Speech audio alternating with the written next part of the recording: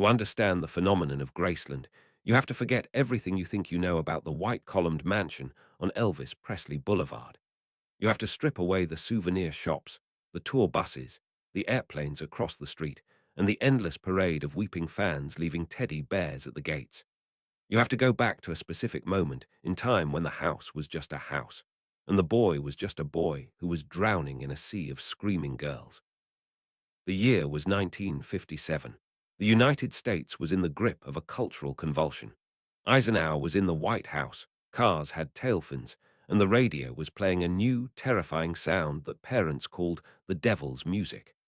At the center of this storm was a 22-year-old truck driver from Tupelo, Mississippi, named Elvis Aaron Presley. He was not just famous, he was radioactive. He had released Heartbreak Hotel. He had gyrated his hips on the Milton Berle show, and he had become the single most polarizing figure in American history since the Civil War. To the teenagers of America, he was a god. To the establishment, he was a threat to the moral fabric of the nation. But to himself, he was simply a young man who had made too much money, too fast, and had nowhere to hide. Before Graceland, there was Audubon Drive. In 1956, flush with his first big checks from RCA Records, Elvis had bought a nice, respectable ranch house in a nice, respectable suburb of East Memphis. It was the American dream. It was what a good Southern boy did for his parents. He moved Gladys and Vernon in, expecting to live the quiet life of a wealthy local celebrity. It was a catastrophe. Elvis underestimated the hysteria. He didn't understand that he wasn't just a singer anymore, he was a public possession. The fans found the house immediately. They didn't just stand on the sidewalk, they laid siege to the property. They camped on the lawn. They picked the blades of grass as souvenirs. They scraped the paint off his Cadillac. They peered through the windows while his mother was trying to cook dinner. The neighbors were horrified. These were doctors, lawyers, and businessmen who had moved to the suburbs for peace and quiet. Now their street was clogged with traffic 24 hours a day. They formed a committee. They offered to buy the house from Elvis just to get him to leave. They treated him like a virus. Elvis was hurt. He was a sensitive boy who desperately wanted to be accepted by the upper class of Memphis, but he realized that he could never live among them. He needed a fortress. He needed walls. He needed a place where the world could not touch him or his mother. In March of 1957, while Elvis was in Hollywood filming Loving You, he gave a directive to his father, Vernon, and his mother, Gladys. Find me a farmhouse. Find me something with land. Find me something they can't see into. Vernon Presley, a man who had spent most of his life worrying about the next dollar, was now tasked with spending a fortune. He called a real estate agent named Virginia Grant. He told her the budget was $100,000, an astronomical sum in 1957. Virginia Grant knew exactly where to look.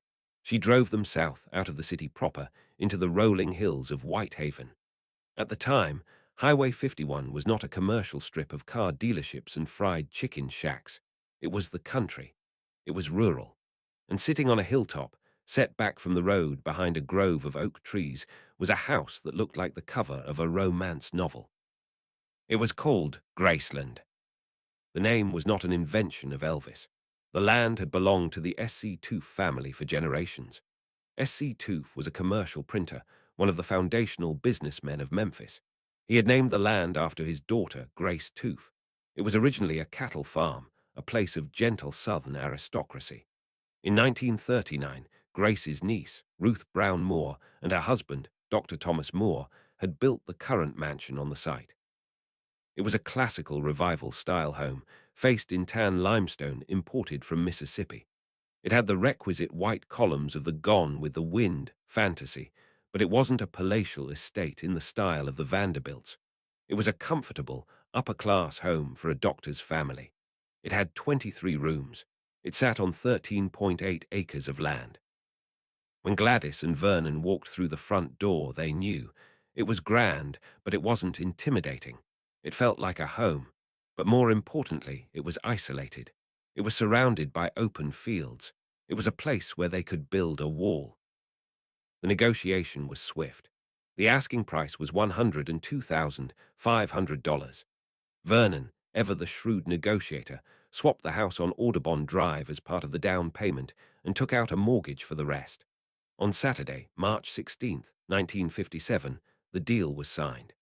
Elvis Presley, the kid who had grown up in a two-room shack in Tupelo where the wind blew through the floorboards, was now the master of a manor. But purchasing the house was only the beginning. The transformation of a doctor's residence into the court of the king of rock and roll required a specific kind of alchemy. Elvis didn't want a tasteful home.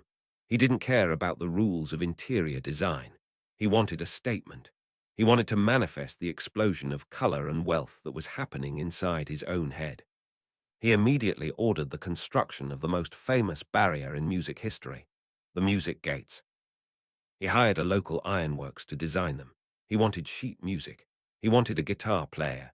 He wanted the world to know exactly who lived there. The gates were custom fabricated with Art Deco musical notes and a silhouette of Elvis himself holding a guitar. When they were installed, they became the instant symbol of the separation between the star and the public. They were functional, yes, designed to keep the screaming girls out, but they were also branding. They were the opening credits to the movie of his life. Elvis finally saw the house for the first time in late March. He rolled up the long, curving driveway in his limousine, flanked by his Memphis mafia, the entourage of cousins and high school friends who acted as his bodyguards and court jesters. He walked through the front door, looked at the white carpets, the crystal chandeliers, and the high ceilings, and he smiled. He was home. But the house needed to be adapted to the nocturnal rhythm of a rock star. Elvis didn't sleep at night. He slept during the day. He lived in the dark. So the windows were covered with heavy drapes. Foil was put over the bedroom windows to block out the Memphis sun. The house became a sealed environment, a submarine running silent and deep in the middle of Tennessee. The aesthetic of 1957 Graceland was not the jungle room kitsch that we know today. That would come later in the 70s. The early Graceland was surprisingly traditional, but with an aggressive new money twist. Elvis liked blue. He liked red. He liked gold. He bought furniture that looked like it belonged in a movie set. He bought a custom-made 10-foot-long sofa. He bought velvet armchairs. But the most important room in the house was not the living room or the bedroom. It was the kitchen. For the Presleys, food was love. Food was safety. Having grown up poor, the ability to have a fully stocked refrigerator 24 hours a day was the ultimate luxury. Gladys took over the kitchen. She didn't cook like a rich woman. She cooked like a Mississippi mother. The smell of frying bacon, mashed potatoes, and meatloaf permeated the mansion. Graceland was a palace on the outside, but on the inside, it smelled like a diner. It was a place where the king of rock and roll would sit at the table and eat biscuits and gravy with his hands. The move-in was a military operation. The neighbors watched warily as the caravan of trucks arrived. They saw the Cadillacs. They saw the motorcycles. They saw the entourage. The quiet dignity of the Toof estate was gone. The doctor's house had been hijacked by the circus. But for Elvis, this was not a party house. Not yet. It was a sanctuary for his mother. The relationship between Elvis and Gladys Presley is the key to understanding the house. They were unnaturally close. They spoke in a baby talk language only they understood. Gladys was terrified of his fame. She believed that the world was trying to kill him. She drank to cope with the anxiety. Graceland was Elvis's gift to her. He wanted to give her a castle where she could be the queen. He filled the grounds with chickens and ducks because she liked them. He let her decorate the downstairs. He wanted her to be happy. But the house was too big for her. She was lonely there. The fans were still at the gate, chanting Elvis's name day and night. The wall didn't stop the noise. Gladys would sit in the kitchen, drinking beer, waiting for her son to come home from Hollywood or from tour. The house that was supposed to save her was slowly becoming her prison. The summer of 1957 was the golden hour. It was the moment of pure potential. Elvis was young, beautiful, and rich. He had the girl. He was dating Anita Wood at the time. He had the cars. He had the house. He spent his days riding horses on the grounds and his nights renting out the Memphian theater to watch movies with his friends. He began to modify the grounds to suit his whims. He didn't just want a lawn, he wanted a playground. He was, at heart, a perpetual teenager with an unlimited allowance. He talked about building a swimming pool, which he did, kidney-shaped, in the backyard. He talked about building a racquetball court. He talked about turning the garage into a soda fountain. The interior design began to shift away from the doctor's house vibe. Elvis hired a local decorator named George Golden to help him spruce up the place. They painted the dining room a vivid, dark blue. They added mirrored walls to make the rooms look bigger. Elvis realized that the house, while grand, was actually quite small by Hollywood standards. The ceilings were standard height. The rooms were boxy. So he used mirrors and lighting to create illusions. He was building a stage set where he could perform the role of the Southern gentleman. He bought statues of lions to flank the front steps. He bought busts of Roman emperors. He was trying to graft the grandeur of antiquity onto a suburban mansion in Memphis. But the most significant addition to the property wasn't a room or a statue. It was the vibe. Graceland became a gravitational well. It pulled people in. The cousins, the friends, the hangers-on, they all moved in. Vernon had an office in the back. The Memphis Mafia slept in the guest rooms or on the couches. The house was never empty. It was a dormitory for a brotherhood of boys who were riding the tail of a comet. They played football in the yard, tearing up the landscaping. They raced go-karts down the driveway. They shot fireworks at each other. It was Lord of the Flies with $1 million budget. And sitting in the middle of it, laughing, was Elvis. He was the sun, and Graceland was his solar system. By the end of 1957, the transformation was complete. The doctor's name was forgotten. The cattle farm was a memory. The music gates were locked, and the guards were posted. Elvis Presley had successfully seceded from the real world. He had created a private universe where it was always night time, where the food was always hot, and where the music never stopped. But a house built on fame is built on a fault line. The isolation that Elvis sought was about to become his greatest enemy. He had built walls to keep the world out, but he hadn't realized that walls also keep the occupants in. The golden age of 1957 was fleeting. The army was calling. The death of his mother was looming on the horizon, and the house that was built with love was about to become a house of mourning. As the sun set over the Mississippi River, casting long shadows across the limestone columns of Graceland, the king stood on the porch, looking out at the fans pressed against the iron bars of the gate. He waved. They screamed. He turned and walked back inside, locking the door behind him. The manor files are open. The story of the most famous house in America has begun. The winter of 1958 descended on Memphis with a wet, bone-chilling cold that seemed to seep through the limestone walls of Graceland. The golden glow of the previous summer, the summer of go-karts and water fights and biscuits in the kitchen, was fading into a grey, anxious twilight.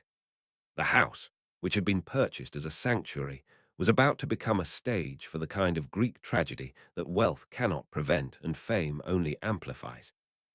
The first crack in the foundation appeared in the form of a letter. It wasn't a fan letter, it was a draft notice. The United States Army required the services of Private Elvis Presley.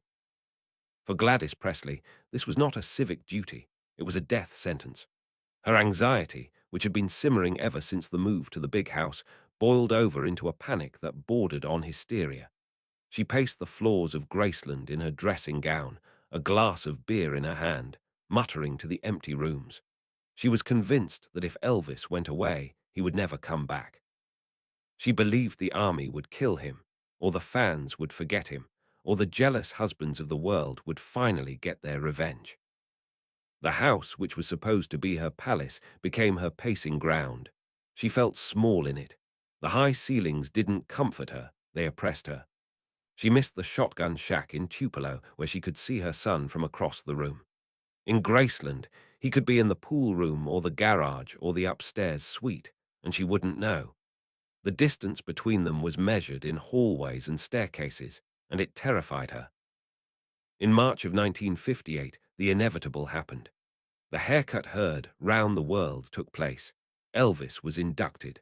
The king of rock and roll was stripped of his sideburns, his pompadour, and his gold lame suits, and put into olive drab. When he left for basic training at Fort Hood in Texas, the silence that fell over Graceland was heavy and suffocating. Vernon Presley was there, but Vernon was a quiet man, often preoccupied with the business of being Elvis's father.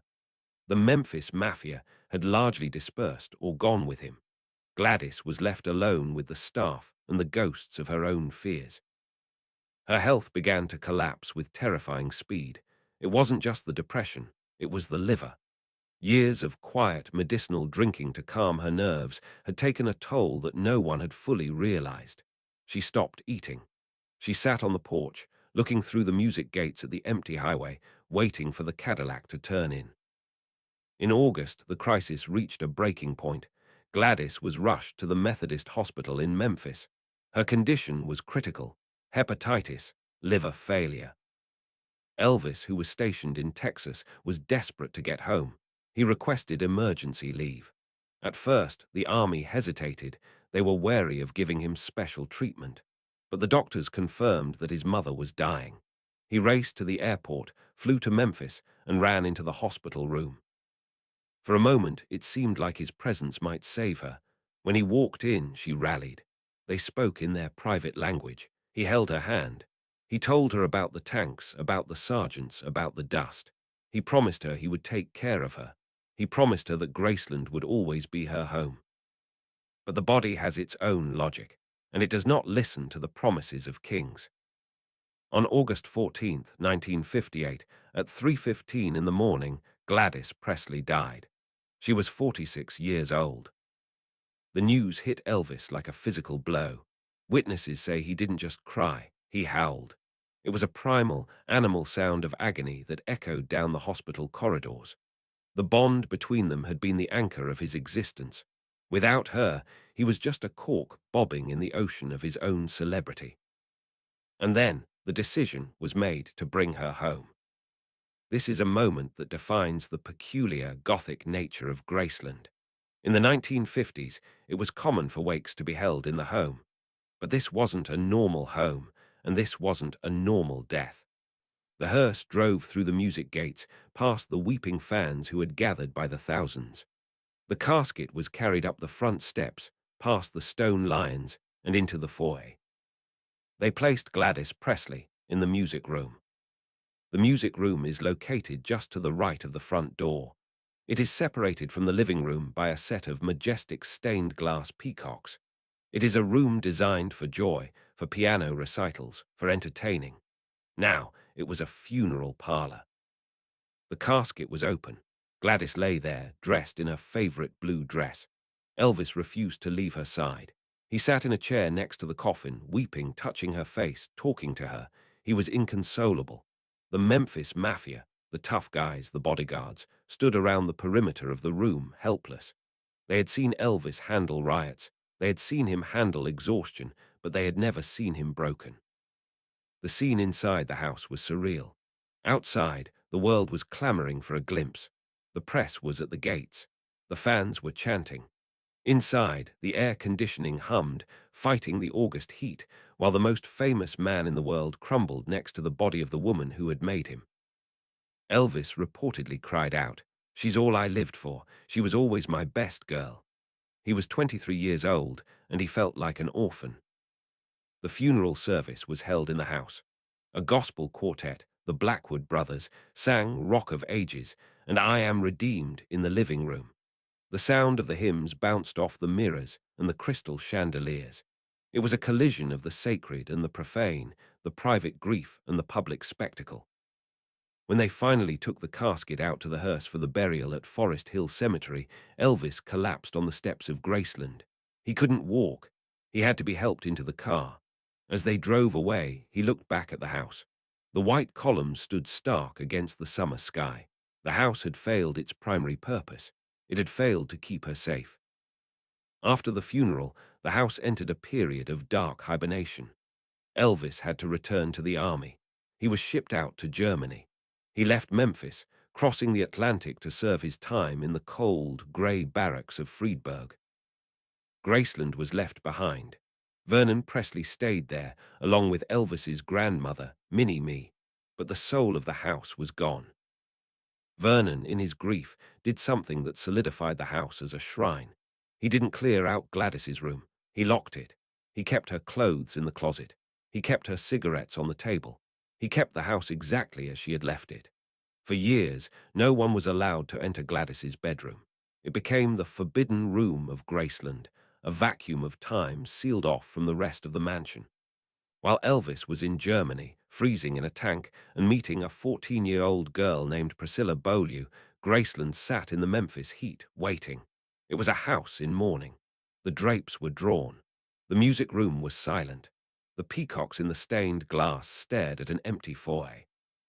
But life, messy and complicated, began to creep back in, and it came in the form of a woman named Dee Stanley. While in Germany, Vernon Presley met Dee. She was the wife of an army sergeant. They fell in love. Vernon, a man who had been defined by his wife for 20 years, was lonely. He wanted a companion. When Elvis returned from the army in March of 1960, he came home to a hero's welcome. The train pulled into Memphis. The crowds were massive. He was driven back to Graceland in a motorcade. He walked through the front door, expecting to feel the void of his mother. Instead, he found his father with a new woman. The introduction of Dee Stanley into Graceland was a seismic shock. Elvis hated it. He saw it as a betrayal of his mother. He couldn't stand to see another woman acting as the mistress of the house where Gladys's ghost was still so fresh. The tension in the house was thick enough to cut with a knife. The dinner table, once the scene of laughter and greasy biscuits, became a battlefield of silence. Elvis refused to attend his father's wedding to Dee. He refused to let her take over Gladys's role. Eventually, the pressure was too much. Elvis, the boy who couldn't say no to his daddy, finally put his foot down. He told Vernon that Dee could not live in Graceland. He bought a house for them just around the corner on Hermitage Drive. He banished his stepmother from the castle. It was a pivotal moment. It showed that Graceland was not just a piece of real estate, it was a memorial. It belonged to Elvis and Gladys, and there was no room for a third party. With Vernon and Dee moved out and the army years behind him, Elvis took full possession of the mansion. It was 1960. He was 25 years old. He was richer than ever. He was thinner, sharper, and more disciplined from his time in the service. He decided it was time to change the house again. The Mama's House era was over. The Bachelor King era was beginning. He looked at the traditional, polite decor of the 1950s and decided it was too quiet. He wanted more. He wanted a house that reflected his status as the coolest man on planet Earth. He began a series of renovations that would slowly turn the house into the psychedelic funhouse we know today. But in the early 60s, the style was Las Vegas cool. He redid the living room in white. He bought a 15-foot custom white sofa. He installed white carpets that were so thick you sank into them. He wanted the house to look like a cloud. He bought a grand piano and had it gold-leafed. Not painted gold, covered in real 24-karat gold leaf. It sat in the music room, a shimmering, metallic tribute to excess. He installed 3 television sets in the wall of the media room, side by side. He had heard that President Lyndon Johnson watched 3 news channels at once, and Elvis wanted to do the same. He wanted to be plugged into the world, watching football, news, and movies simultaneously. But the most significant change was the basement. In the 1950s, the basement was just a basement. It was a place for storage. In the 60s, Elvis transformed it into the ultimate man cave. He built the TV room in yellow and black, his emblem colors, the TCB lightning bolt. He built a bar. He built a pool room. He lined the walls and ceiling of the pool room with pleated fabric. It took hundreds of yards of fabric. Why? Because Elvis hated the sound of pool balls clicking. He wanted the room to be silent. He wanted to focus on the game. The fabric absorbed the sound, creating a muffled, cozy, womb-like atmosphere where time didn't exist. This was the beginning of the vampire life. Elvis began to reverse his schedule entirely. He would wake up at 4 in the afternoon. He would have breakfast at 5 p.m. He would play racquetball or ride horses at midnight. He would watch movies at the Memphian until dawn, and he would go to bed when the sun came up. Graceland adapted to this rhythm. The staff learned to operate in the dark. The cooks learned to fry bacon at 3 in the morning. The gates were manned 24 hours a day. The house became a fortress of solitude, but also a prison of boredom. Elvis was trapped. He couldn't go to the movies like a normal person. He couldn't go to a restaurant. If he stepped outside the gate, he was mobbed. So he brought the world to him. He turned Graceland into a shopping mall. If he wanted to see a jewelry collection, the jeweler came to the dining room table. If he wanted to buy clothes, the tailor came to the living room.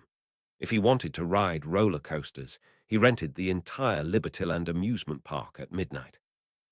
The house became a localized reality distortion field. Inside the gates, Elvis was the absolute monarch. His word was law. If he wanted to tear down a wall at 2 a.m., a carpenter was called. If he wanted to eat meatloaf for 30 days in a row, meatloaf was served. But there was a new presence entering the orbit. A young girl, with hair dyed pitch black and piled high in a beehive, was waiting in the wings. Priscilla. She had been the secret girlfriend in Germany. Now she was coming to Memphis. Elvis convinced her parents to let her move in, ostensibly to finish high school at the Immaculate Conception Cathedral School.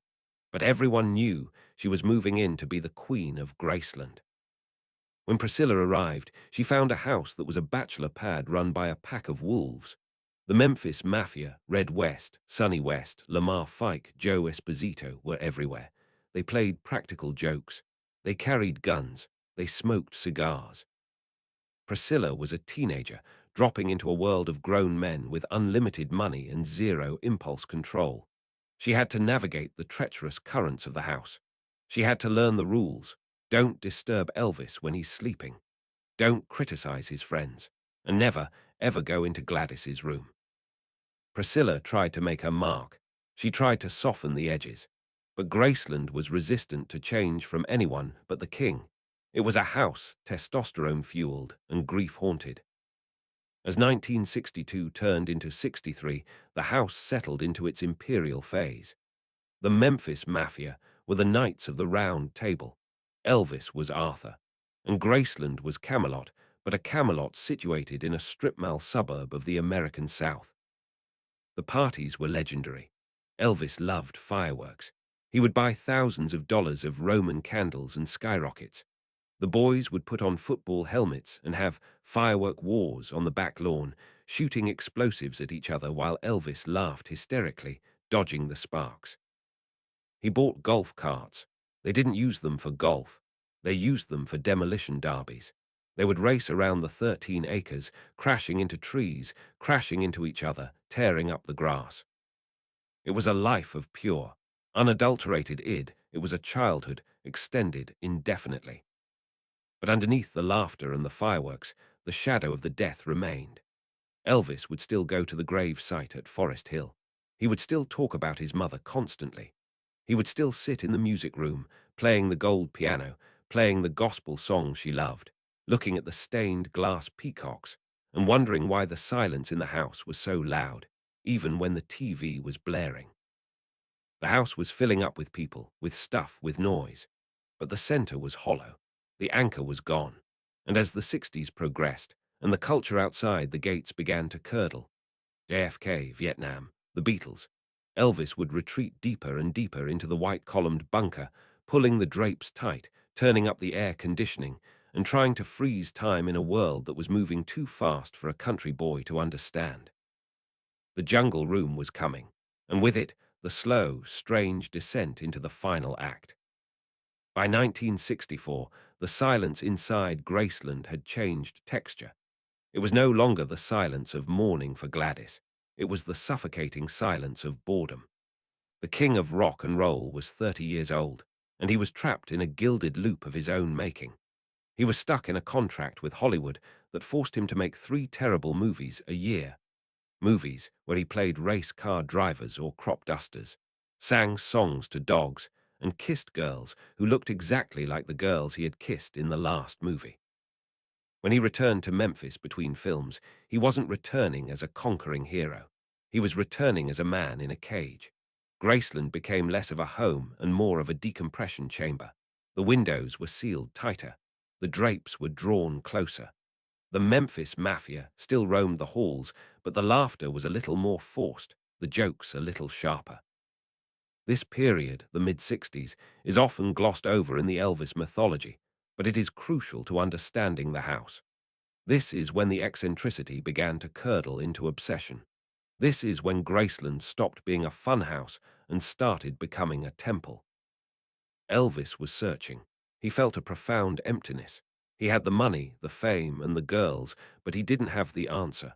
Why me? He would ask. Why was I chosen out of all the boys in Mississippi? He believed there had to be a divine purpose, a mission he hadn't discovered yet. Enter Larry Geller. Geller was a hairstylist from Hollywood who became Elvis's spiritual guru. He introduced the king to the world of metaphysics, numerology, and esoteric religion. He brought books into Graceland, hundreds of them. The Impersonal Life, The Prophet, the autobiography of a yogi. Elvis devoured them.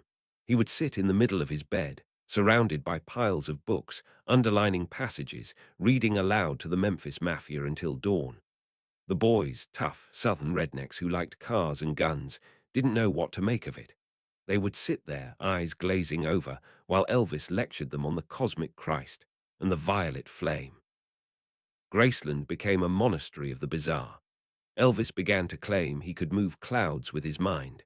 He would stand in the backyard, by the pool, staring up at the Memphis sky, concentrating, trying to dissipate a cumulus cloud. The boys would watch from the porch, terrified to laugh, wondering if the boss had finally lost it. But this spiritual quest had a physical impact on the estate. Elvis needed a place to think. The house was too full of people. The den, the jungle room's predecessor, was too noisy. He needed a sanctuary within the sanctuary. In 1965, he ordered the construction of the meditation garden. Today, millions of fans walk through the meditation garden to see the grave. But when Elvis built it, it wasn't a cemetery. It was a retreat. He hired an architect to design a curved brick wall, a fountain, and a pergola inspired by the architecture of ancient Greece and the gardens of Jesus. He wanted a place that felt holy. He would go out there at night, dressed in his pajamas, and sit by the fountain. He would pray. He would meditate. He would try to find the silence that the pills and the applause couldn't give him. It was a poignant image. The most famous man on earth, sitting alone in a walled garden in Memphis, desperate to hear the voice of God. But while Elvis was looking for peace, the house was filling up with chaos, and the chaos had a name: scatter. Elvis had a love for animals that bordered on hoarding. He bought horses, he bought donkeys, he bought peacocks, but Scatter was a chimpanzee. Scatter was not a cute pet. He was an alcoholic, lecherous, mean-spirited primate who terrorized the household. Elvis loved him. He dressed him in suits. He taught him to drive a golf cart, but Scatter had a dark side. He would scream, bite, and attack the maids. Graceland became a zoo. The peacocks would scream from the roof. The donkeys would roam the grounds, eating the expensive landscaping. And Scatter would run through the house, tearing down drapes and throwing food. The juxtaposition was jarring. In one room, Elvis was reading about spiritual enlightenment. In the next, a chimpanzee was swinging from the chandelier. The house was struggling to contain the energy. Elvis felt claustrophobic. The 13.8 acres, once so vast, now felt like a postage stamp. The fans were always there, lining the walls, watching. So, in 1967, Elvis did something that proved Graceland was failing him. He bought another house. He bought a ranch just over the Mississippi border, about 20 minutes away. He called it the Circle G. He bought it on impulse, as he did everything. He saw a bridge on the property and decided he had to have it. For a few months, the Circle G became the anti-Graceland. It was a cowboy fantasy. Elvis bought pickup trucks. He bought cowboy hats. He moved the entire entourage, wives, girlfriends, babies, into small trailers on the ranch. He wanted to play Bonanza. He wanted to be a rugged rancher. Graceland sat empty. The lights were off. The staff was confused. Was the king moving out? But the fantasy of the Circle G collapsed quickly. The fans found it. The trailers were cramped. The novelty of shoveling horse manure wore off. Elvis realized that you can put on a cowboy hat, but you can't escape being Elvis Presley. He returned to Graceland, but he returned with a new determination. He was going to settle down. He was going to be a family man. On May 1st, 1967, in a secret ceremony at the Aladdin Hotel in Las Vegas, Elvis married Priscilla Beaulieu. It was the wedding the Colonel had tried to prevent for years, fearing it would alienate the female fans. But Elvis was tired of the game. He wanted a wife. When they returned to Graceland, the dynamic of the house shifted tectonically. Priscilla was now the lady of the manor. She wasn't just the girlfriend hiding upstairs. She was Mrs. Presley. She tried to assert control over the domestic sphere. She wanted to redecorate. She wanted to modernize. But Graceland was a stubborn beast. It was already filled with Elvis's stuff. And there was so much stuff. Elvis was a hoarder of memories. He kept everything. He kept the fan letters. He kept the police badges. He kept the teddy bears. The house was bursting at the seams. He needed a place to put the ego. He needed a museum. So he built the trophy building. Originally, there was a small smokehouse behind the main mansion. Elvis ordered it connected to the house and expanded. He created a long, narrow building dedicated solely to his achievements. He coined it the Hall of Gold. He lined the walls with his gold records, hundreds of them. He displayed his jumpsuits, which were starting to become part of his wardrobe. He displayed his guns. This is a profound psychological move. Most people keep their trophies in a den or an office. Elvis built a separate wing of his house to store the physical proof of his fame. He would walk down the Hall of Gold, looking at the records, validating his own existence. I did this, the walls said. I am the king. But the trophy building also served a defensive purpose. When guests came over, and guests always came over, he could take them on a tour. He could show them the Elvis Presley Museum without letting them into his private bedroom upstairs. It was a way of giving the people what they wanted while keeping a piece of himself hidden. Then, on February 1st, 1968, the house changed forever. A cry was heard in the nursery. Lisa Marie Presley was born. For a brief, shining moment, Graceland became a normal home. A nursery was set up upstairs. There were diapers. There were bottles. There was a baby monitor. Elvis was besotted. He would stare at the baby for hours. He held her like she was made of glass. The Memphis Mafia had to tone it down. The swearing was curtailed. The guns were mostly put away. The frat house vibe was replaced by a young family vibe. But Elvis was not cut out for domestic bliss. He was restless. The movies had dried up. The hits had stopped coming. The world was listening to Jimi Hendrix and the Doors. Elvis Presley was becoming a nostalgia act. He was 33 years old, and he felt like a dinosaur. The tension in the house in 1968 was palpable. Elvis would pace the living room, snapping a riding crop against his boot. He was nervous. He knew he had to make a move. That move was the '68 comeback special. The preparation for the special didn't happen in Hollywood. It happened at Graceland. Elvis started exercising. He started tanning. He started practicing karate in the dojo he had built over the garage. He was sharpening the blade. When he left for the taping in June of 1968, the house held its breath. If this failed, Graceland would become a mausoleum for a has-been. If it succeeded, the king would be back on the throne. We know the history. He wore the black leather. He sat in the round. He sweated. He sang with a ferocity that scared people. He reclaimed his crown. When he came back to Memphis, the atmosphere at Graceland was electric. He was a god again. The confidence was back. And with the confidence came a desire to remake his world. The late '60s saw the beginning of the imperial phase of decoration. The restraint of the 50s was gone. Elvis wanted luxury. He wanted fantasy. He began to change the furniture again. Out went the modern, sleek lines. In came the heavy, Spanish-style wood. In came the red velvet. In came the statues of Black Panthers. He redid the kitchen. He installed the latest appliances, including the first microwave in Memphis. He was obsessed with it. He would stand there, nuking hot dogs, marveling at the science of it. He bought more cars. The driveway was a parking lot of Stutzes, Ferraris, and Cadillacs. He would buy a car, drive it once, and park it. But the most ominous change was in the medicine cabinet. By the late 60s, the vitamins and sleeping pills were becoming a food group. Dr. Nick, Dr. George Nishapoulos, became a regular fixture at the house. The pill bottles began to accumulate on the nightstand upstairs. Elvis justified it. He needed the uppers to have energy for the shows and the karate.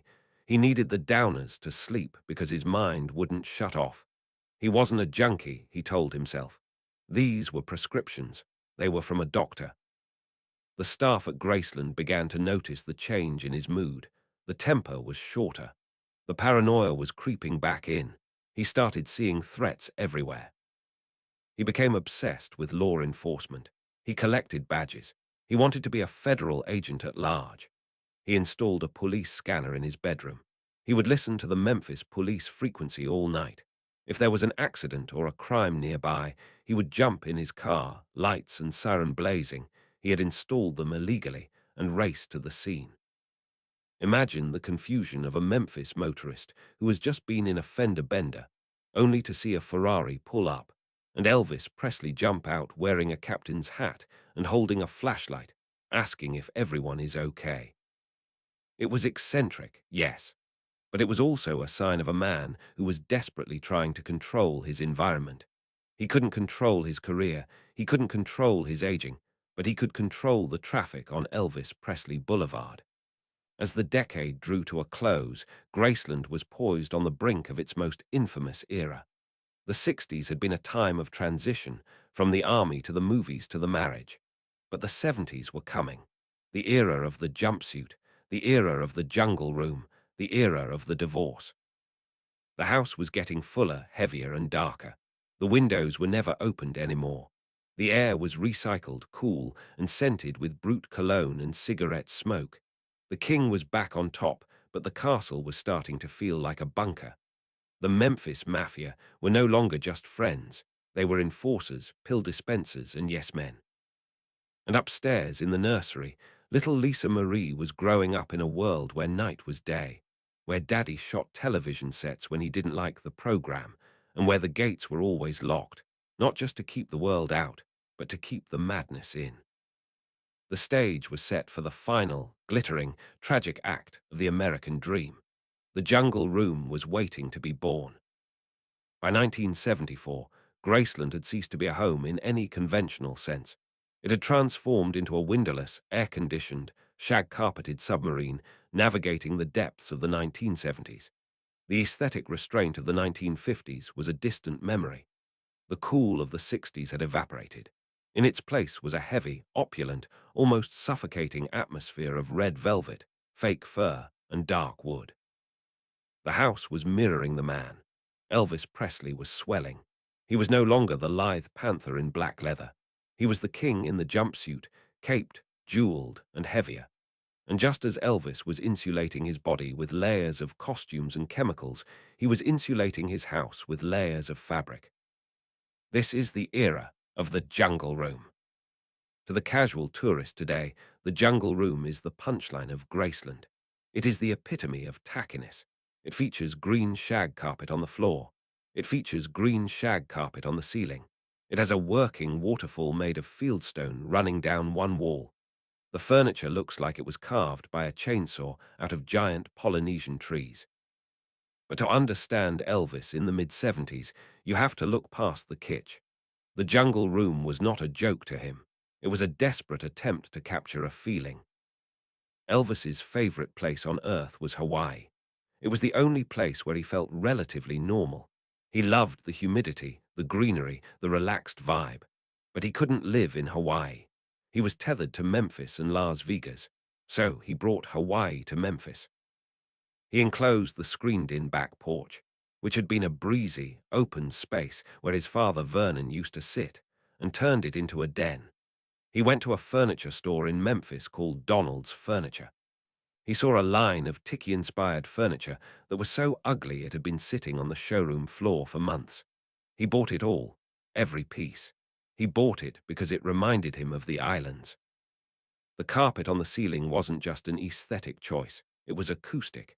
Elvis hated the sound of silence, but he also hated the sound of reverberation. He wanted a dead room. He wanted a room where his voice didn't echo. The carpet absorbed the sound. It created a muffled, cozy, womb-like environment. In this green, furry cave, Elvis would hold court. This was where he ate his breakfast at 5 in the afternoon. This was where he recorded his final 2 albums, bringing the RCA mobile truck up the driveway and running cables through the window because he was too depressed to go to a real studio. But the jungle room was also the scene of the collapse of his personal life.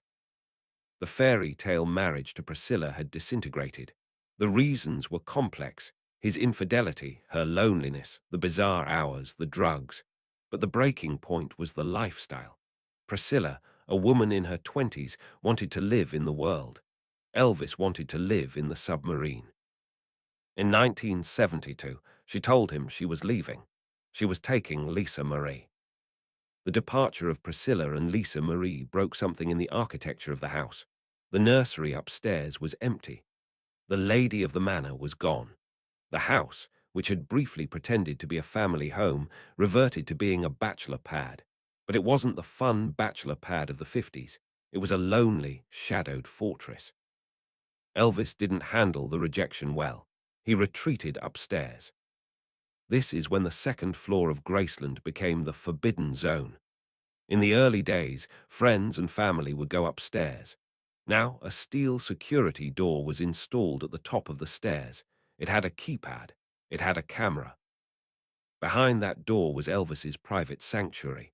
It consisted of his bedroom, his bathroom, his office, and Lisa Marie's room, kept ready for her visits. No one was allowed past the steel door unless invited. Not the maids, not the bodyguards, only his current girlfriend and his closest aides. The bedroom was a dark, cavernous space. The windows were sealed with foil and heavy drapes. It was perpetually night. The bed was enormous, an 8-foot by 8-foot custom creation. It had a built-in stereo. It had a television console at the foot. Elvis spent years of his life in that bed. He read books on numerology. He watched television. He ate meals. He held court with his inner circle. The bed was his throne and his raft. His obsession with surveillance reached its peak in this room. He installed a bank of closed-circuit television monitors next to his bed. He had cameras aimed at the front gate, the front door, the driveway, and the backyard. He would lie in the dark, watching the grainy, black-and-white images of the fans standing at the music gates. He was the prisoner watching the guards. But the most disturbing addition to the bedroom suite was the pharmacy. By 1973, the drug intake was industrial. Dr. Nick was dispensing thousands of doses of narcotics, sedatives, and stimulants. Elvis wasn't taking them to get high in the traditional sense. He was taking them to function. He took uppers to wake up for the show. He took downers to come down after the show. He took painkillers for his colon, his glaucoma, his back. The bathroom, a lavish space with a circular black sink, gold fixtures, and a white leather chair, became a medical station. There were oxygen tanks. There were IV stands. The king of rock and roll was being chemically sustained. With Priscilla gone, a new woman entered the ecosystem, Linda Thompson. Linda was a beauty queen, a Miss Tennessee universe. She was kind, patient, and deeply Southern. She moved into Graceland and took on the role of caretaker. She wasn't just a girlfriend, she was a nurse. She learned the pill schedule. She learned how to talk him down from his rages. She learned how to save him when he overdosed. Linda brought a touch of softness back to the house. She redecorated parts of the downstairs, trying to lighten the gloom. but she was fighting a losing battle against the entropy of the lifestyle. The mood in the house during the mid-70s was volatile. Elvis was in pain. He was frustrated with his career. He was trapped in the Vegas residency grind, playing 2 shows a night to blue-haired ladies while rock music was evolving without him. He felt irrelevant. His frustration often manifested in violence against inanimate objects, specifically televisions. The legend of Elvis shooting TVs is true. He kept a loaded pistol on his nightstand. He kept one in his boot. He kept one under the cushion of the couch. If he saw something on TV that offended him, a singer he didn't like, a news report that annoyed him, he would pull out a .357 Magnum and blow the screen out. It wasn't a tantrum, it was an execution. He would calmly shoot the TV, then tell his guys, "Get another one." The staff kept a stockpile of replacement televisions in the basement. It was a ritual of power. He couldn't stop the world from changing, but he could kill the image of it in his bedroom. One famous incident involved the singer Robert Goulet. Elvis hated Goulet. He thought he was a phony. One night, Goulet appeared on the screen. Elvis muttered, "Get that crap off my TV." He didn't use the remote. He used a bullet. The TV exploded. Elvis nodded, satisfied. "That's better." But amidst the darkness, Elvis decided he needed to expand again. He needed a new toy. He needed a place to exercise, or at least a place to pretend to exercise. In 1975, he ordered the construction of the racquetball building. This was a massive, 2-story structure built behind the main house. It cost $200,000. It housed a regulation racquetball court, a workout room, a jacuzzi, and a lounge. Elvis loved racquetball for a few months. He would play in his jumpsuit, sweating profusely, convinced he was getting back in shape. But the sport was just an excuse for the hang. The lounge in the racquetball building resembles a high-end hotel lobby from 1975. It has dark leather couches, a piano, and a floor-to-ceiling window looking onto the court. This became the new late-night hangout. Elvis would sit at the piano, playing Unchained Melody until his fingers bled, while the Memphis Mafia sat on the leather couches, exhausted, wishing they could go to sleep. The racquetball building also served a darker purpose. It was a place to hide. When the main house felt too oppressive, or when there were guests he didn't want to see, Elvis would retreat to the court. It was the last building he would ever build.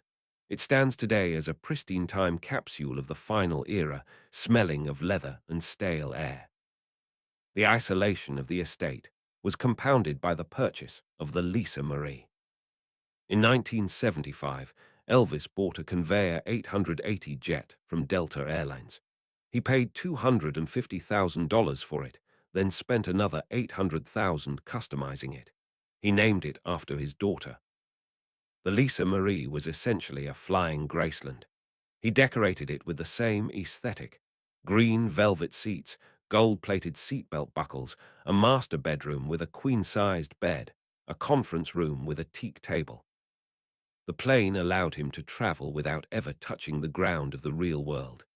He could take a limousine from the back door of Graceland, drive onto the tarmac, walk up the stairs of the plane, fly to Denver for a peanut butter sandwich, and fly back, all without interacting with a single member of the public.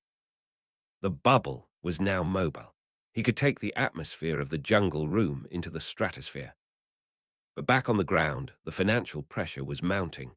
Graceland was expensive. The peril was enormous.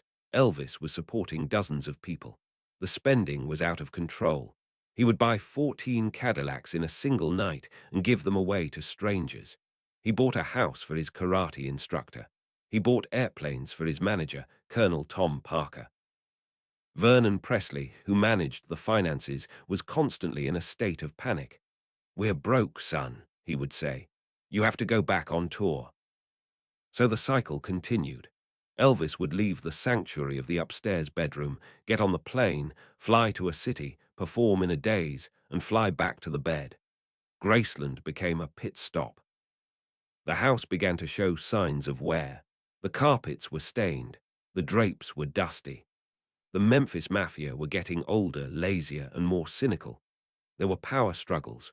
Three of his closest bodyguards, Red West, Sonny West, and Dave Hebler, were fired by Vernon in a cost-cutting measure. This was a fatal error. These men were the human walls of Graceland. They were the ones who protected Elvis from himself. By firing them, the Presleys created enemies who knew where the bodies were buried. They began writing a tell-all book, Elvis, What Happened?, which threatened to expose the drug use to the world. The news of the book reached Graceland in 1976. Elvis was devastated. He felt betrayed. The paranoia in the house spiked to dangerous levels. He was convinced they were going to try to kill him.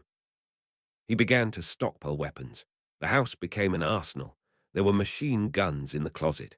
There were shotguns behind the doors. Elvis walked around the house wearing a DEA tracksuit with a .45 automatic in a shoulder holster. He looked like a man under siege. Linda Thompson, exhausted by the drug abuse and the infidelity, Elvis was now seeing a new girl, Ginger Alden, finally left. She couldn't watch him die anymore. In late 1976, Ginger Alden moved in. She was 20 years old. She was a local Memphis beauty queen, much younger, much less experienced than Linda. She walked into a house that was essentially a hospice care facility run by a mad king. Ginger didn't know how to handle him. She didn't know the pill protocols. She didn't know how to talk him down. She was a tourist in the final act of the tragedy. As 1976 turned into 77, Graceland was quiet. The parties had stopped. The fireworks were gone. The go-karts were rusting in the shed. The only sound was the hum of the air conditioning and the murmur of the televisions in the upstairs bedroom. Elvis was bloated, sick, and sad. He weighed over 250 pounds. His colon was paralyzed. His heart was enlarged. He would sit in the jungle room, listening to the waterfall, eating plates of fried bananas, trying to remember what it felt like to be the boy who bought the house for his mother. The walls of the house, which he had covered in fabric to dampen the sound, were now closing in. The mirrors he had installed to make the rooms look bigger now just reflected a distorted, swollen image of a man who had lost his way. The king was alone in his castle. The guards were at the gate, the planes were on the runway, and the fans were on the sidewalk. But inside the steel door of the second floor, Elvis Presley was dying by inches. The stage was set for the final day. The house that had seen his rise was now prepared to witness his fall. August of 1977 in Memphis was not just hot, it was a physical weight. The humidity rose from the Mississippi Delta and wrapped itself around the city like a wet wool blanket. Inside the white limestone walls of Graceland, however, the seasons did not exist. The air conditioning was set to a permanent, shivering 68 degrees. The windows were sealed with foil. The drapes were drawn tight. It was a perpetual, artificial winter designed to preserve the king of rock and roll. But the preservation was failing. The house was tense. A tour was scheduled to begin on August 17th in Portland, Maine. The suitcases were packed and stacked in the foyer. The costumes, the massive rhinestone-encrusted jumpsuits that now weighed nearly 30 pounds, were hanging in the wardrobe, ready to be shipped.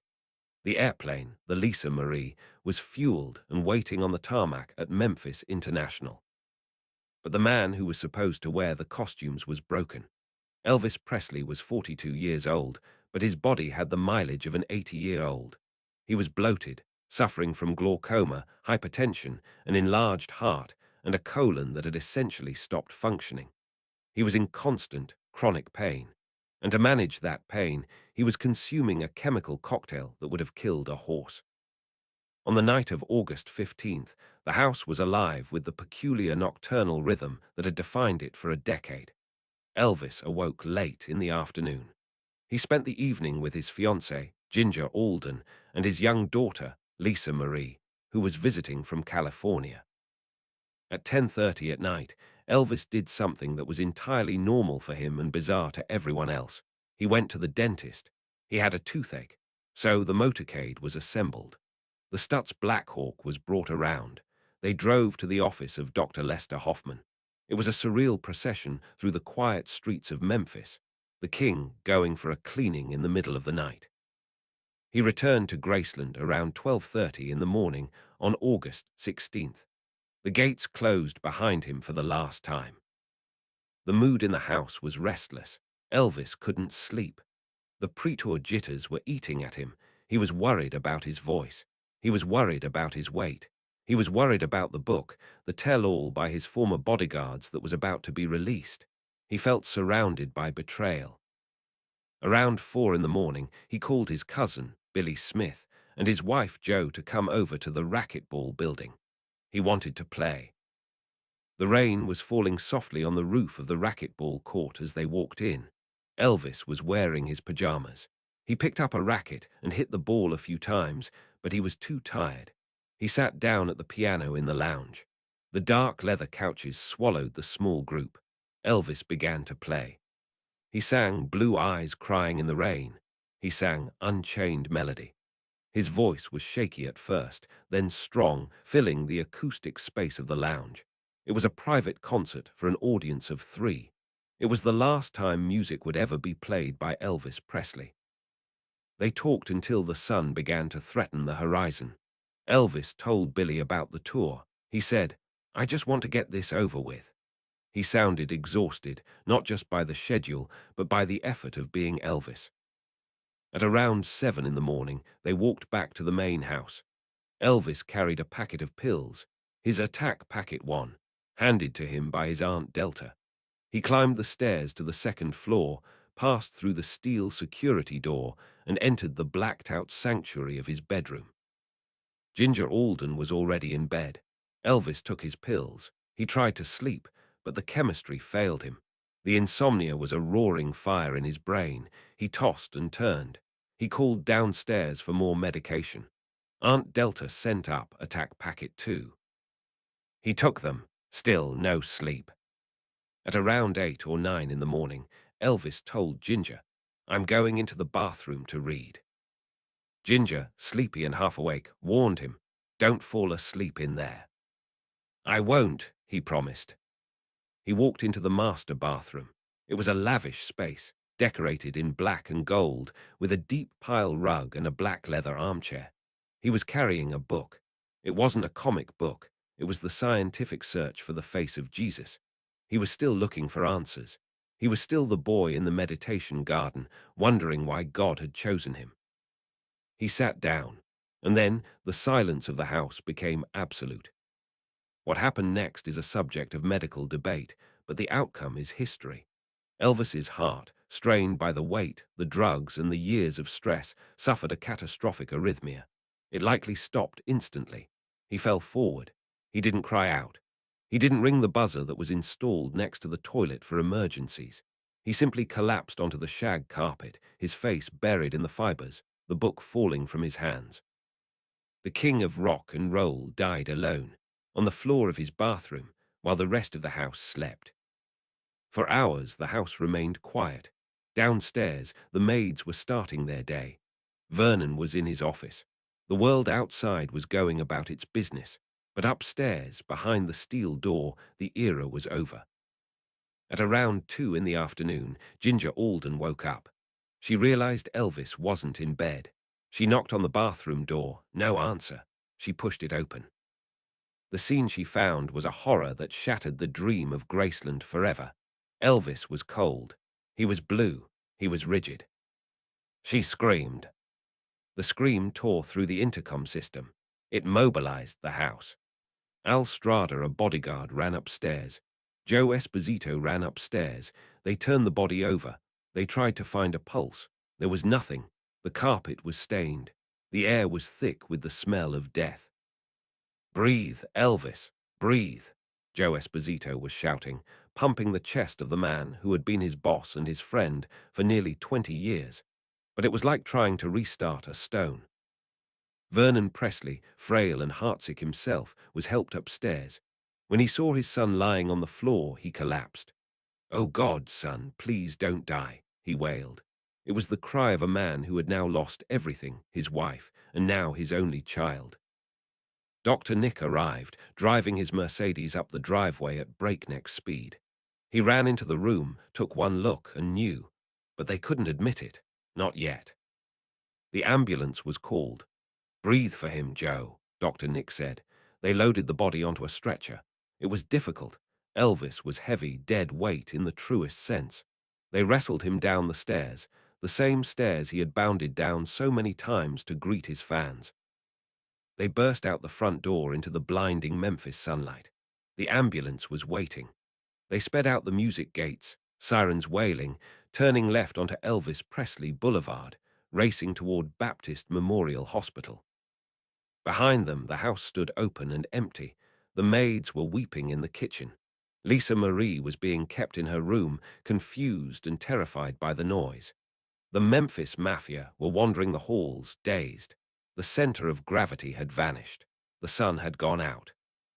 At 3:30 in the afternoon, on the steps of Baptist Memorial Hospital, the medical examiner made the announcement. Elvis Presley died at 3:30 p.m. The news went out over the wires. It hit the world like a meteor. Radio stations stopped playing commercials. In London, in Tokyo, in New York, people stopped in the street. It was the JFK moment for music. The king is dead. Back at Graceland, the siege began. Within an hour, the crowd at the gates swelled from a few dozen to a few thousand. By sunset, there were tens of thousands. They filled Elvis Presley Boulevard for miles. They climbed the trees. They stood on cars. They wept. They held candles. It was a sea of humanity drawn to the white columns by a magnetic force of grief. Inside the house, the shock gave way to the logistics of a state funeral. Vernon, through his tears, made a decision. He wanted Elvis to come home. He didn't want him at a funeral parlor. He wanted him at Graceland. The body was embalmed, dressed in a white suit and a light blue shirt, and placed in a 900-pound copper coffin. It was driven back to the house in a white hearse. On August 17th, the casket was placed in the archway between the living room and the music room, the same spot where Gladys's casket had sat 19 years earlier. The cycle was complete. Vernon ordered the doors opened. He wanted the fans to say goodbye. This was a logistical nightmare. The police estimated there were 80,000 people outside. It was 90 degrees. People were fainting from the heat. The gates were opened, and the line began to move. For hours, a river of weeping strangers flowed through the front door of Graceland. They walked past the jungle room, past the dining room, and into the foyer. They looked into the coffin. They saw the waxen, bloated face of the boy from Tupelo. They sobbed, and then they were ushered out the back door. It was a surreal procession. Inside the house, the family sat in the den, listening to the shuffle of feet and the murmur of grief. Elvis had spent his life building walls to keep these people out, and now, in death, they were walking through his living room. On August 18th, the funeral took place. It was a who's who of the 1970s. John Wayne was invited. He couldn't make it. Anne Margaret was there, weeping openly. James Brown sat in the living room, devastated, saying he was the only one who had soul. The service was held in the house. The gospel songs were sung. And then the long drive to Forest Hill Cemetery began. The hearse was white. The limousines were white. The flowers were white. It was a blindingly bright end to a dark story. Elvis was buried in a mausoleum at Forest Hill, next to his mother.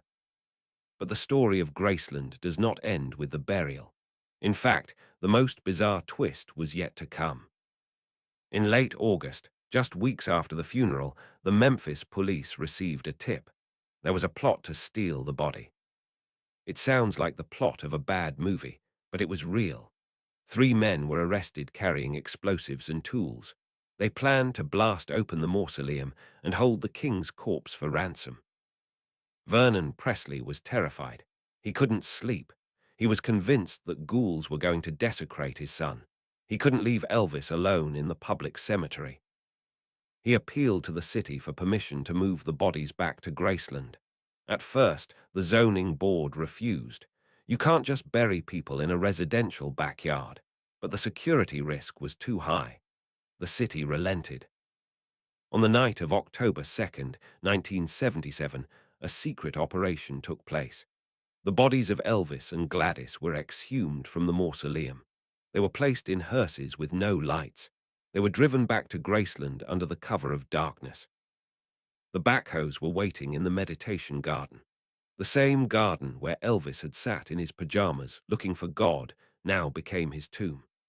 They buried him in the earth beneath the bronze plaque next to the fountain. They buried Gladys next to him. Later, they would bring Vernon there and Minnie-Me. The move to the meditation garden changed the nature of the house forever. It was no longer just a celebrity home. It was a pilgrimage site. It was a cathedral with a reliquary in the backyard. With the bodies in the ground, the house fell silent again. But it was a different kind of silence. It was the silence of a museum waiting to be born. The estate was in financial ruin. Elvis had spent almost everything. He was cash poor. The maintenance of the house cost $500,000 a year. The taxes were crushing. The executors, Priscilla, acting for Lisa Marie, looked at the books and realized the math didn't work. The bankers told them to sell. They said, sell the house, sell the planes, sell the artifacts. They wanted to turn Graceland into a subdivision. They wanted to bulldoze the jungle room and build condos. But Priscilla Presley said no. She understood something the bankers didn't.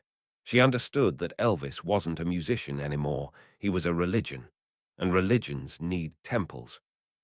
She made a gamble. She decided to open the house to the public, not just the driveway, but the house itself. She hired a CEO, Jack Soden. They invested the last of the money into building a ticket center across the street. In 1982, 5 years after the death, the gates opened for business. The critics laughed. They called it a tacky roadside attraction. They said no, one would pay to see a dead rock star's shag carpet. They were wrong. On the first day, 3,000 people showed up. Within a year, 500,000 people had walked through the front door. Graceland became the second most visited home in America after the White House. The house was frozen in time. The executors made a conscious decision. Nothing changes. The date inside Graceland is forever 1977. The red velvet drapes remain. The styrofoam cups are gone, but the vibe remains. When you walk through Graceland today, you are walking through the wreckage of a specific American moment. You walk through the living room with the white peacocks where Gladys lay in her coffin. You walk through the jungle room where Elvis recorded Moody Blue while eating fried bananas. You walk through the racquetball building where he played Unchained Melody in the rain. But you do not go upstairs. The second floor remains the forbidden zone.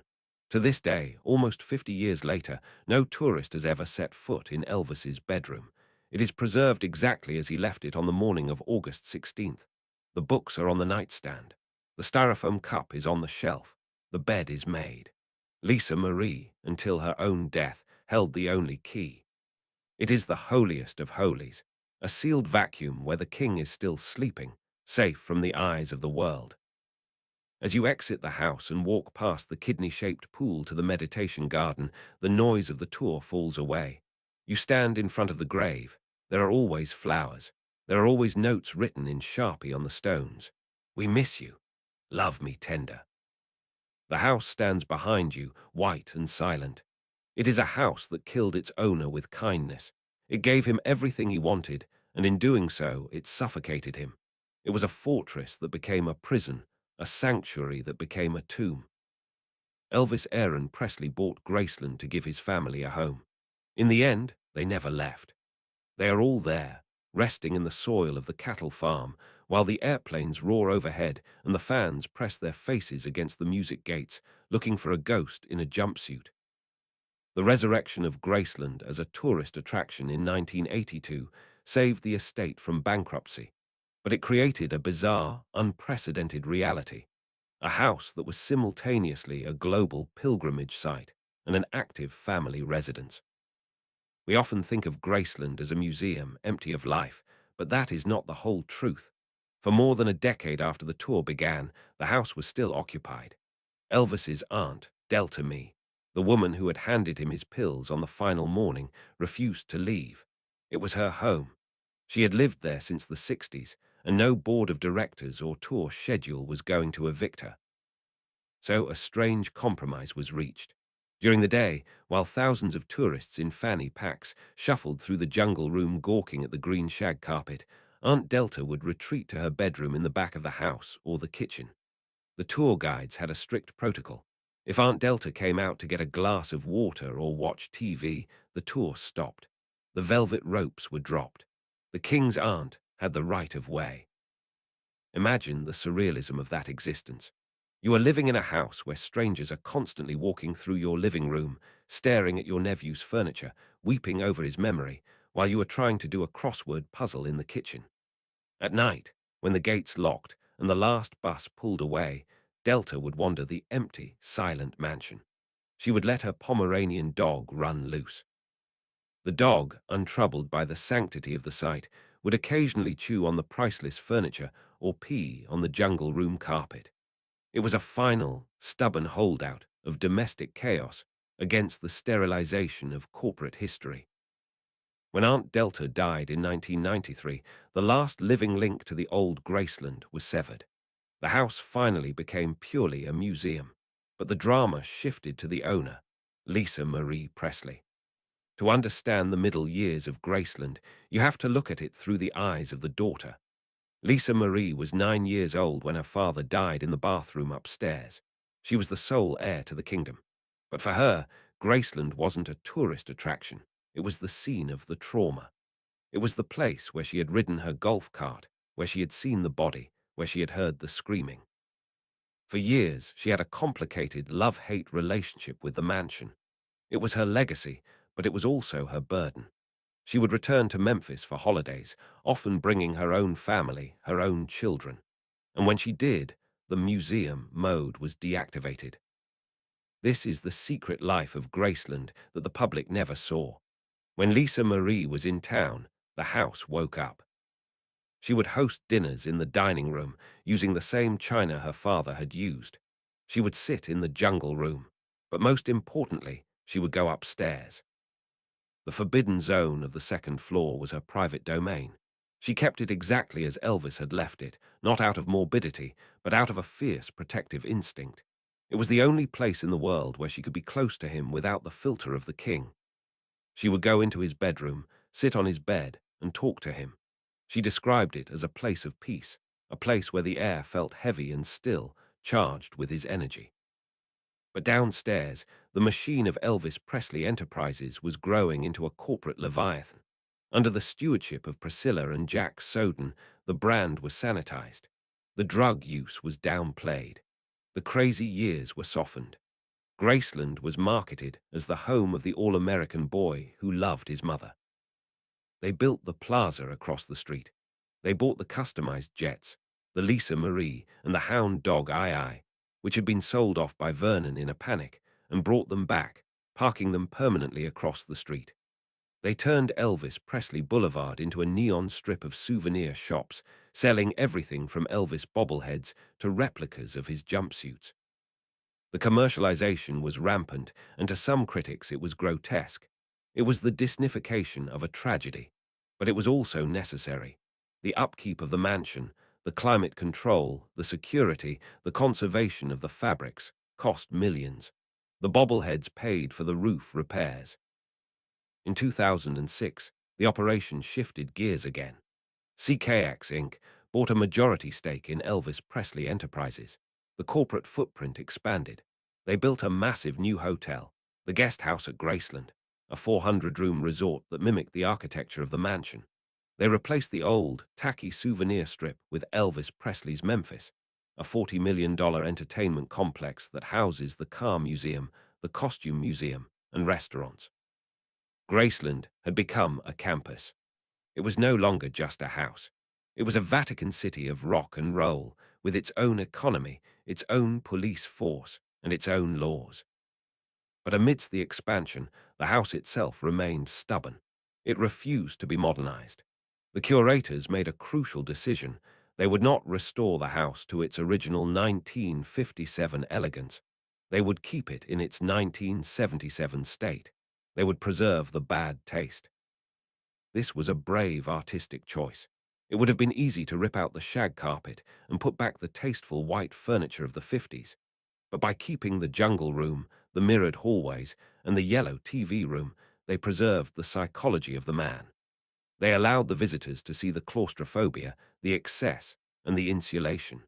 They allowed the house to tell the truth about the final years. However, the preservation of the house required a constant, microscopic war against decay. We mentioned the humidity before, but the sheer traffic was the new enemy. 600,000 people a year walking through a residential home is a structural nightmare. The floors began to sag. The carpets were worn down to the backing. The conservation team had to get creative. They installed clear plastic runners over the carpets. They installed UV filtering glass over the windows to stop the fabrics from fading. They replaced the light bulbs with low-heat LEDs that mimicked the warm glow of incandescent bulbs. But the biggest challenge was the scent. Graceland had a specific smell. It was a mix of cigarette smoke, fried food, brute cologne, and old fabric. When they stopped smoking in the house and cleaned the carpets, the smell vanished. Fans complained. The house felt sterile. Believe it or not, there were discussions about whether to reintroduce the scent artificially, to pump in the smell of the 70s. They decided against it, but it highlights the lengths to which the curators went to maintain the illusion of a living home. As the 21st century progressed, Graceland became something else entirely, a mirror for America's own changes. In the 50s, it was controversial. In the 70s, it was tragic. In the 90s, it was kitsch. But in the 2000s, it became respected. Art historians began to look at the jungle room not as a joke, but as a masterpiece of American vernacular interior design. They saw it as a pure expression of the id. The house was added to the National Register of Historic Places. It was designated a National Historic Landmark. The home of the hillbilly cat was now legally equivalent to Mount Vernon or Monticello. This elevation of status brought a new kind of visitor. It wasn't just the weeping grandmothers anymore. It was architects, designers, and foreign tourists who saw Elvis as the quintessential American figure. They came to see the house as a physical biography. But while the house was being canonized, the family was still living out the drama. Lisa Marie's life was a series of storms, marriages to Michael Jackson, to Nicolas Cage, to Michael Lockwood, struggles with addiction, struggles with the weight of the legacy. Through it all, she held on to Graceland. It was her anchor. She refused to sell it. She insisted that it would pass to her children. She particularly loved the meditation garden. She would often go there after hours, when the gates were locked, to sit by her father's grave. It was the only place she felt he was truly at rest. But the curse of the Presleys, the heartbreak gene, was not finished with the family. In July of 2020, a tragedy struck that shook the foundation of the estate as violently as Gladys's death had 60 years earlier. Benjamin Keogh, Lisa Marie's only son, and the spitting image of Elvis, died by suicide. He was 27 years old. The shock was absolute. For Lisa Marie, it was the destruction of her world. Benjamin was the heir apparent. He was the one who was supposed to carry the torch. He was buried in the meditation garden across from his grandfather. The garden, which had been a place of historical tourism, suddenly became a raw, open wound again. It wasn't just a place where Elvis was buried. It was a place where a mother had to bury her son. The tragedy reactivated the house's sorrow. It reminded everyone that this wasn't just a brand, it was a family plot. Lisa Marie retreated. She stopped coming to the public events. The house, which she had protected for so long, was now the site of her deepest pain. But the machine had to keep running. The tour continued. The Elvis Week candlelight vigils continued. The fans walked past Benjamin's fresh grave, leaving flowers, weeping for a boy they never knew, just as they wept for his grandfather. The house entered a strange twilight period in the early 2020s. It was more profitable than ever. The new Elvis, movie by Baz Luhrmann, brought a massive wave of new young fans, Gen Z kids who discovered the king on TikTok. They came to Graceland looking for the aesthetic, the vibe, the camp. They saw the house differently. They didn't see the tragedy, they saw the glamour, they saw the fashion. Graceland was cool again. But the structure itself was aging. The limestone was porous. The roof needed constant attention. The famous music gates were rusting and had to be restored. The physical reality of a 70-year-old house was fighting against the myth of eternal youth. And upstairs, in the silence of the bedroom, the timeline remained frozen. The clothes were still in the closet. The styling gel was still on the shelf. The mystery of the private Elvis was still intact. Lisa Marie had often said that she wanted to tear down the house and rebuild it, or move it, or hide it. But she knew she couldn't. It belonged to the world. She was just the custodian. In late 2022, she made a rare appearance. She came to Graceland for Elvis's birthday. She looked frail. She looked like a woman carrying a burden too heavy for her shoulders. She stood on the front lawn, thanking the fans, standing in the shadow of the white columns. She talked about the house. She talked about how it was the only place she ever felt safe, and the only place that ever made her sad. She was the little girl in the nursery, and she was the grieving mother in the garden. No one knew it then, but it was her final goodbye. The house, which had seen so much death, was preparing for one last, devastating arrival. The crypt in the garden had one empty space left, and the story of the Presley family, which began with a truck driver dreaming of a better life for his mother, was about to come full circle in a way that no scriptwriter would dare to invent. The final curtain was falling, not just on a person, but on an entire lineage. On January 8th, 2023, Lisa Marie Presley stood on the front lawn of Graceland for the 88th birthday celebration of her father. To the thousands of fans gathered at the gates, she was the princess returning to her castle. But to those who looked closely, she was a woman standing on the edge of a precipice. She was wrapped in a long black coat, her eyes hidden behind dark sunglasses, clutching the arm of a friend for support. Her voice was low, slow, and steeped in a melancholy so profound it felt like a physical weight. She was 54 years old. She had spent the last 2 years in a self-imposed exile, locked in her house in California, devastated by the suicide of her son, Benjamin. She was a ghost walking. She told the crowd, "You are the only people who can bring me out of my house. I'm not kidding." It was a moment of raw vulnerability. She was saying goodbye, though no one knew it yet. 2 days later, she was at the Golden Globes in Los Angeles, watching Austin Butler win the award for playing her father. She wept. She looked frail. During an interview on the red carpet, she had to grab onto Jerry Schilling, her father's old friend, saying, "I'm going to grab your arm." She was unsteady. The Presley heart, that genetic time bomb that had killed her father at 42 and her grandmother at 46, was ticking loudly in her chest. On the morning of January 12th, just 4 days after standing on the lawn of Graceland, the call came in. Cardiac arrest. Calabasas, California. The parallels were terrifying. Like her father, she complained of stomach pain earlier in the day. Like her father, her heart simply quit. She was rushed to the hospital. They tried to revive her. They put her on life support. But the brain damage was done. The king's daughter, the little girl who had ridden her golf cart through the Memphis snow, slipped away.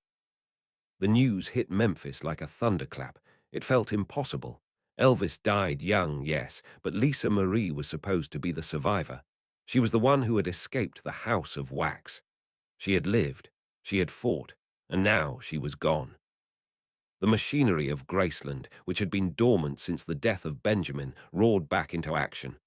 But this time it was a grim, practiced efficiency. The family knew the drill, the hearse, the plane, the return to Memphis. Lisa Marie came home to Graceland on January 22nd, 2023. But the house she returned to was not the same house she had played in. It was now a fortress under siege by lawyers. Even before the body was in the ground, the war for Graceland began. It was a conflict that would have broken Elvis's heart. On one side was Priscilla Presley, the matriarch, the woman who had saved the estate in the 80s, the woman who had turned Elvis into a billion-dollar brand. On the other side was Riley Keough, Lisa Marie's eldest daughter, an actress, a woman of the modern world, and the designated heir to the trust. The battle was over the Promenade Trust. Who controlled Graceland? Who controlled the money? Who held the keys to the upstairs bedroom? Priscilla challenged the validity of Lisa Marie's will. She claimed she had been pushed out. She filed legal papers questioning a signature. It was ugly. It was public. It was succession played out in the shadow of the music gates. The tabloids went wild. Grandmother versus granddaughter. The war for the king's ransom. While the lawyers sharpened their knives, the funeral had to happen. The logistics of burying Lisa Marie were a nightmare. The meditation garden was full. Elvis, Gladys, Vernon, Minnie Me, and Benjamin were all there. There was no room. The preservationists had to do something radical. They had to slightly rearrange the landscape of the sacred garden. They had to move the earth to make space for the daughter next to the son. It was a construction project in a cemetery. On the day of the memorial, the lawn of Graceland was transformed into a cathedral of grief. Axl Rose played the piano. Sarah Ferguson, the Duchess of York, read a eulogy. Alanis Morissette sang. It was a state funeral for rock and roll royalty. But the most haunting moment came when Riley Keough's husband read a letter from Riley, who was too devastated to speak. It was a letter to her mother. It talked about the memories of growing up in that strange, velvet-lined house. It talked about the smell of the shag carpet. It talked about the ghost of Elvis. When they lowered Lisa Marie into the ground, next to Benjamin and across from Elvis, the circle was brutally closed. The little girl was back in the nursery, but the nursery was made of dirt and bronze. With the burial over, the lockout began. For a period of months in early 2023, the atmosphere at Graceland was toxic.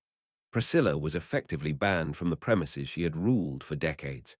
Riley Keough changed the locks to the upstairs, the locks to the archives, the locks to the gates. It was a Game of Thrones move. Riley asserted her dominance. She was the sole trustee. She was the queen. The staff at Graceland, the curators, the tour guides, the security guards, walked on eggshells. They didn't know who their boss was. They didn't know if the house would be sold. Rumors flew that Riley wanted to sell the estate, that she didn't care about the legacy. But Riley Keough surprised everyone. She didn't sell. She dug in. In May of 2023, a settlement was reached. Ideally, in a family like the Presleys, settlements are kept private. But this is Graceland. Nothing is private. The details leaked. Riley paid Priscilla a lump sum, reported to be $1 million, plus $400,000 in legal fees, to walk away. Priscilla Presley, the woman who had built the empire, was officially retired. She was given a promise. When she dies, she will be buried in the meditation garden. But until then, she has no say, no control, no keys. Riley Keough became the sole owner of Graceland. A 34-year-old woman, an actress known for playing indie roles and rock stars, was now the custodian of the most famous home in America. And what did she do? She opened the doors. In Christmas of 2023, Riley hosted a televised special, Christmas at Graceland. It was the first time live music had been played inside the house for a broadcast in years. Lana Del Rey sang Unchained Melody in the Jungle Room. Post Malone played guitar by the pool. It was a signal. Riley was telling the world, the house is not dead, the house is mine, and we are going to keep the music playing. But as the cameras rolled and the lights twinkled on the blue Christmas trees that lined the driveway, Elvis always loved blue lights, there was a different feeling in the air. The family was gone. The old guard, the Memphis Mafia, the wives, the girlfriends, the aunts, they were all dead or exiled. Riley Keough does not live at Graceland. She lives in California. She visits as a landlord, as a curator. The house is no longer a residence. For the first time in its history, since 1939, no one calls Graceland home. The upstairs bedroom, Elvis's sanctuary, sits in total silence. The air conditioning hums. The styrofoam cup on the nightstand is slowly disintegrating, its chemical bonds breaking down after 50 years. The books on the shelf are yellowing. The bedspread is gathering a dust that is composed of the very particles of the house itself. There is a profound sadness in the final state of Graceland. It won. It outlasted them all. It is a carnivorous house. Think about it. It consumed the life of Gladys Presley, who died of grief within its walls. It consumed the life of Vernon, who died of a broken heart 2 years after Elvis. It consumed Elvis himself, swallowing him whole in a velvet trap. It consumed Benjamin Keogh, whose ghost haunts the garden. And finally, it consumed Lisa Marie, who spent her entire life trying to escape its gravity, only to be pulled back into its earth at the very end. The house is a vampire. It fed on the energy, the money, and the lives of the Presley family to sustain its own legend. And now it stands alone on the hill in Whitehaven, satisfied. Today, if you take the VIP tour, you are given an iPad and headphones. You walk through the front door. You hear the voice of John Stamos narrating the history. You look at the living room. It looks small. That is the first thing everyone says. It's smaller than I thought. The mirrors make it look big, but it is just a house. A house where a boy tried to buy happiness for his mother and failed. You walk through the dining room with the black marble floor. You see the place settings. You walk through the kitchen with the carpeted floor. Elvis liked carpet in the kitchen because he hated cold feet. You see the microwave from 1975. You walk down to the basement. You see the yellow TV room with the 3 screens. You can almost smell the cigar smoke of the Memphis Mafia. You can almost hear the laughter of the boys watching football, unaware that they were witnessing the slow suicide of their king. You walk through the jungle room. The waterfall is turned off now to save electricity, but you can imagine the sound. You can imagine the heavy, drugged silence of the sessions in 1976. And then you walk out the back door. You pass the swing set where Lisa Marie played. You pass the office where Vernon tried to balance the checkbook. And you arrive at the garden. This is the final scene of the movie. The fountain is bubbling. The bronze Jesus stands over the grave. The tourists are silent here. They file past the curved wall. Elvis Aaron Presley. Gladys Love Presley. Vernon Elvis Presley. Minnie Me Presley. Benjamin Storm Presley Keogh. Lisa Marie Presley. They are all lined up like soldiers in a trench. The entire dynasty wiped out. There are no more Presleys in Memphis. The name has died out. Riley Keough carries the blood, but the name on the gate is the end of the line. As the sun sets over Highway 51, the neon lights of the Elvis Presley's Memphis complex across the street flicker to life. The souvenir shops are doing brisk business. The tour buses are idling, spewing diesel fumes into the humid air. The planes from FedEx are roaring overhead on their approach to the airport. But inside the wall, behind the music gates, the house is dark. The security guard does his rounds. He checks the locks. He walks past the grave. He walks past the empty pool. He walks up the steps to the back porch. He pauses. He listens.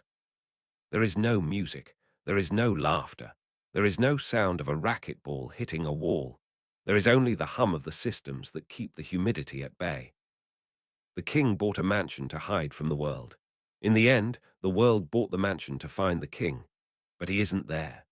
He escaped. He left the building a long time ago.